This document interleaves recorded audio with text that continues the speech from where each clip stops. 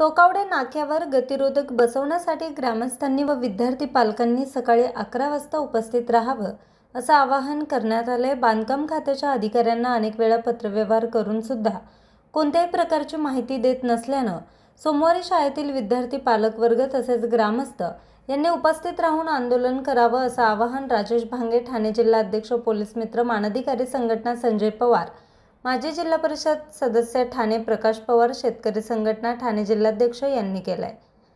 News reporter Rajesh भांगे, आज 24 तास, ठाणे।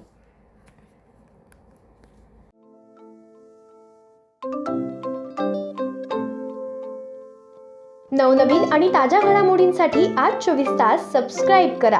त्याचबरोबर बेल आयकॉनवर क्लिक करा आणि मिळवा आमच्या बातम्यांच्या नोटिफिकेशन्स। तसेच आज 24 तासची प्रत्येक बातमी आपल्याला कशी वाटली हे कळवा, लाईक करून, कमेंट करून आणि आमच्या बातम्या शेअर सुद्धा करा।